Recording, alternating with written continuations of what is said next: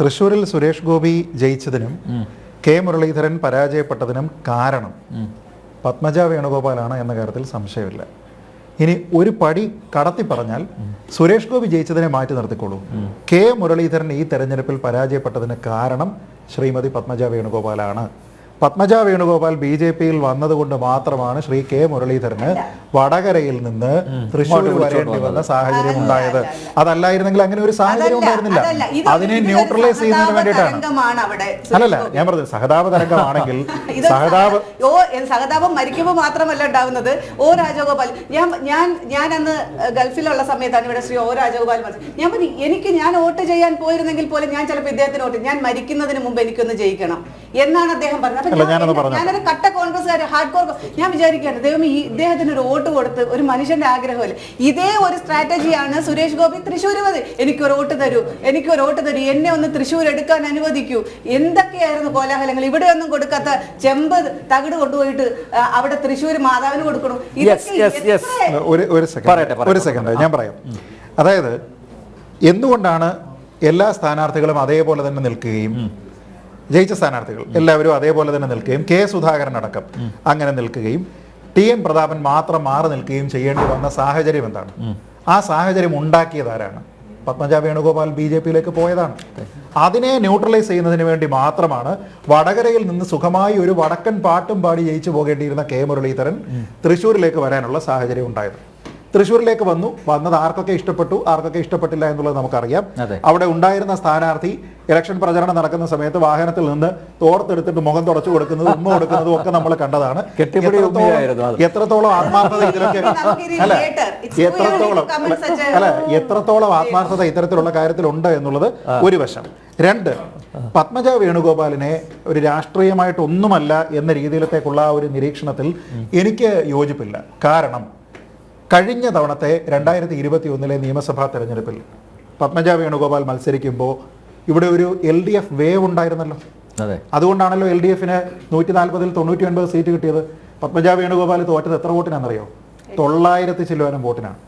എന്ന് വെച്ചാൽ CPMന്റെ CPIയുടെ ഒരു തേരോട്ടം ഉണ്ടായിരുന്ന സമയത്ത് അതിനെ ചെറുക്കാൻ വേണ്ടിയിട്ട് ആത്മാർത്ഥമായി പരിശ്രമിച്ച് വിജയത്തിന്റെ പടിവാതിൽക്കലെത്തിയ ആളാണ് പത്മജ വേണുഗോപാൽ. എന്തുകൊണ്ടാണ് പത്മജ വേണുഗോപാൽ തോറ്റെന്നറിയോ?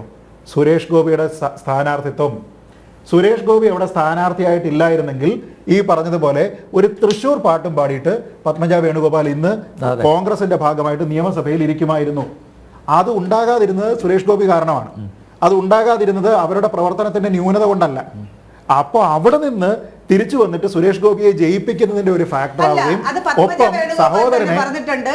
എന്നെ തോറ്റു കഴിയുമ്പോൾ എല്ലാവരും പറയുന്ന ഒരു എക്സ്ക്യൂസ് പുള്ളിക്കാർത്തിയും പറഞ്ഞിട്ടുണ്ട്. എന്റെ പാർട്ടിയിലുള്ളവർ തന്നെയാണ് കാര്യം വരുന്നത്. ഇപ്പൊ കെ മുരളീധരൻ കാൻഡിഡേറ്റ് ആയിട്ട് വരുമ്പോൾ പുള്ളിക്കാർത്തി പറഞ്ഞില്ല സുരേഷ് ഗോപിയുടെ കാൻഡിഡേറ്റ്ഷിപ്പ് എന്നെ ബാധിച്ചിട്ടുണ്ട്, പക്ഷേ ഞാൻ തോറ്റത് സുരേഷ് ഗോപിയുടെ കാൻഡിഡേറ്റ്ഷിപ്പ് കൊണ്ടാണെന്ന് പുള്ളിക്കാർത്തി. എങ്കിൽ ഞാൻ ചോദിക്കട്ടെ, സാധാരണ പോലെ വന്ന് മുരളീധരൻ അവിടെ നിൽക്കുകയായിരുന്നെങ്കിൽ മുരളീധരൻ 2ാം സ്ഥാനത്തെങ്കിലും വരേണ്ടതല്ലേ? മുരളീധരൻ പത്രക്കാരോട് കഴിഞ്ഞ ദിവസം വരെ പറഞ്ഞെന്താ 2ാം സ്ഥാനത്ത് അല്ലല്ല, അങ്ങനെ ഒരു സഹതാപം സുരേഷ് ഗോപിയോട് എന്തിന് സഹതാപം? സുരേഷ് ഗോപി എന്ന് പറയുന്ന വ്യക്തി SFI കാരനായിരുന്നു കോളേജിൽ. പാസ്റ്റ് നോക്കണ്ട, പാസ്റ്റിന് ഒരു പ്രസക്തിയില്ല. ശ്രീമതി ദീപാനൻ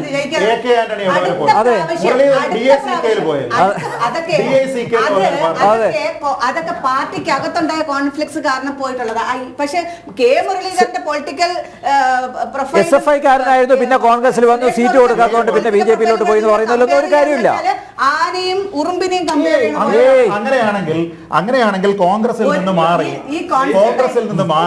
ഈ കേരളത്തിന്റെ സാംസ്കാരിക ചരിത്രം എന്ന് പറയുന്ന ഒന്നുണ്ട്. ആ സാംസ്കാരിക ചരിത്രത്തില് സുരേഷ് ഗോപി തന്നെ മുമ്പ് BJPയിലൊക്കെ ചേരുന്നതിന് മുമ്പ് പറഞ്ഞിട്ടുള്ളൊരു കാര്യമാണ്, EK നായനാർ മുഖ്യമന്ത്രി ആയിരിക്കുന്ന സമയത്ത് അദ്ദേഹത്തിന്റെ തനതായ ശൈലിയിൽ അനക്കടുത്ത തെരഞ്ഞെടുപ്പിൽ മത്സരിച്ചുവിടറോ എന്ന് ചോദിച്ചിട്ടുണ്ടായിരുന്നു എന്നുള്ള കാര്യം. ചേച്ചി പറഞ്ഞു വരുന്നത് എന്താന്ന് പറഞ്ഞു കഴിഞ്ഞാല് ഇദ്ദേഹത്തിന് സുരേഷ് ഗോപിക്ക് സീറ്റ് കൊടുക്കാം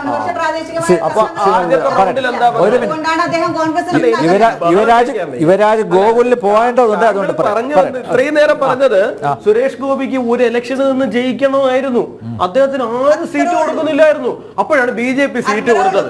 അപ്പൊ അതോടുകൂടി ഞാൻ വളരെ ദുർബലമായിട്ടുള്ള ബാലിശമായ വാദമാണ്. അല്ല ഞാൻ ചോദിക്കട്ടെ, ഇവിടെ ജഗദീശന് വരെ സീറ്റ് കൊടുത്ത ആൾക്കാരാണ് നിങ്ങൾ, പിന്നെയാണോ സുരേഷ് ഗോപി?